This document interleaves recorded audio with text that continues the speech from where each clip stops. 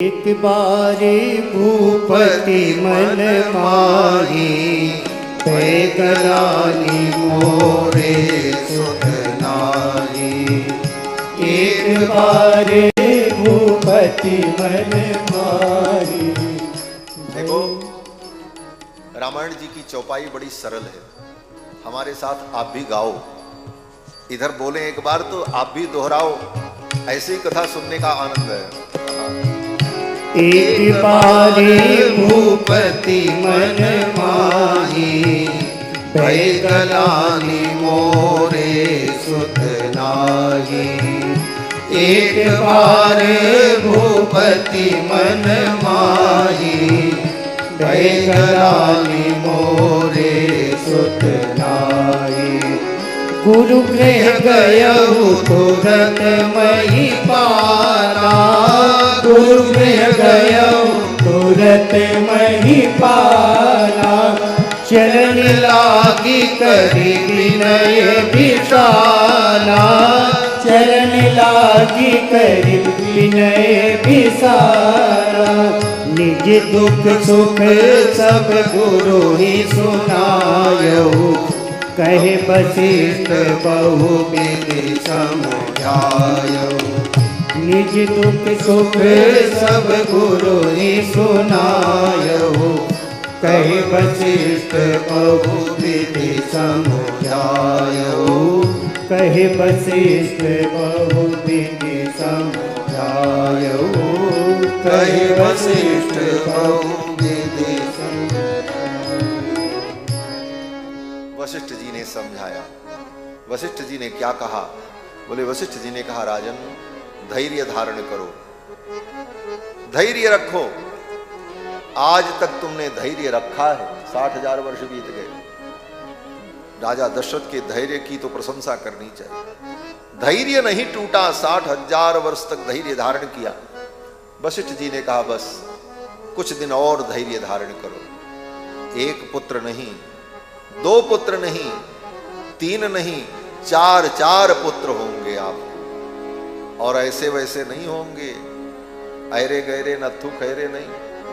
गुणवान, सुंदर, कीर्तिमान और योग्य पुत्र की प्राप्ति होगी।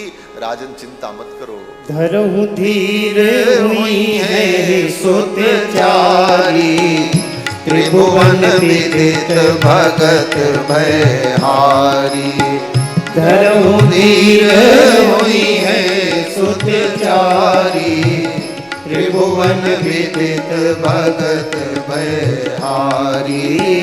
त्रिभुवन विदित भगत भयहारी। त्रिभुवन विदित भगत भयहारी। वशिष्ठ जी ने कहा, राजन 4 पुत्र होंगे, एक चाहते हो, लेकिन चिंता मत करो, 4 पुत्र होंगे। देर आए दुरुस्त आए, देर हुआ लेकिन कोई बात नहीं, 4 पुत्र प्राप्त होंगे। और इसके लिए श्रद्धा भाव से यज्ञ करो। अब तो दशरथ जी महाराज जब यज्ञ की तैयारी में लगे तो वहीं पर दशरथ जी के मंत्री सुमंत्र जी महाराज खड़े थे। सुमंत्र जी ने दशरथ जी को किनारे बुलाया और कहा, महाराज कुछ बात आपसे कहनी है। एतच्छ्रुत्वा रहः सूतो राजानमिदम् अब्रवीत।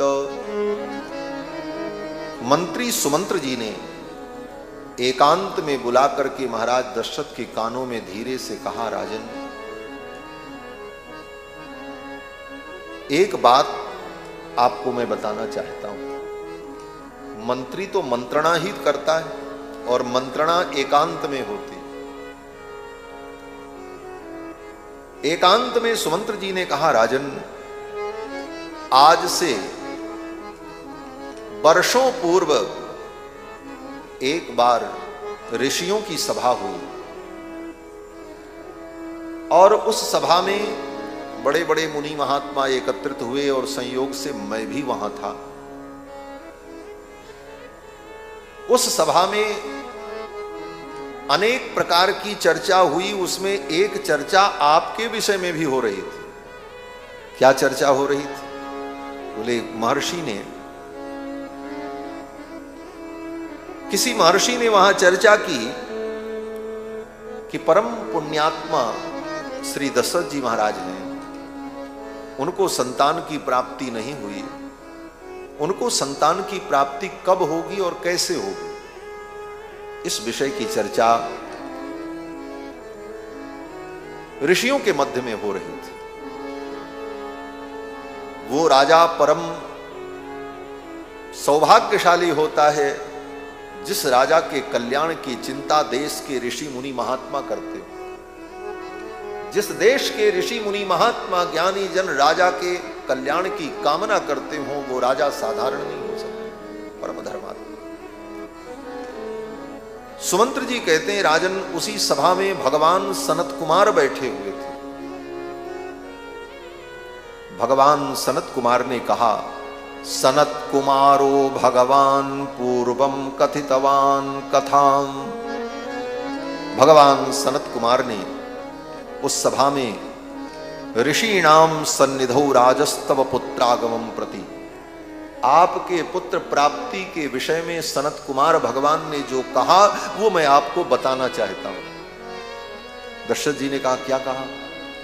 सुमंत्र जी ने कहा कि सनत कुमार भगवान ने कहा कि जब दशरथ जी की आयु 60,000 वर्ष की हो जाएगी तो उनके मन में पुत्र प्राप्ति के लिए अश्वमेध यज्ञ करने की इच्छा होगी और वो अपने गुरु जी से निवेदन करेंगे।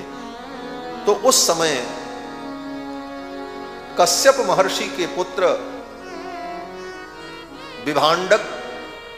विभांडक के पुत्र श्रृंगी महर्षि जो परम वीतराग हैं, वे श्रृंगी महर्षि अपनी पत्नी शांता के साथ आएंगे और उनके द्वारा जब यज्ञ का संपादन होगा तो राजा दशरथ को 4 पुत्रों की प्राप्ति हो।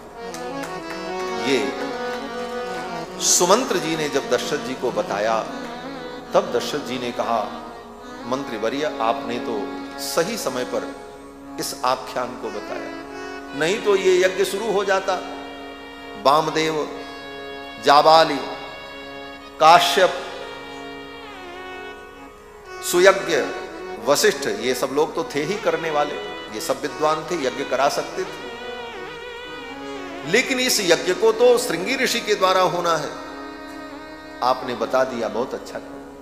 अब श्रृंगी ऋषि को बुलाने के लिए चलना चाहिए। दशरथ जी महाराज ने अपनी सेना तैयार की, हाथी घोड़े तैयार किए, तीनों रानियों को साथ में लिया और अयोध्या से यात्रा करके दशरथ जी महाराज अंग देश जाते हैं, श्रृंगी महर्षि को बुलाने के लिए, आदर पूर्वक लाने के लिए।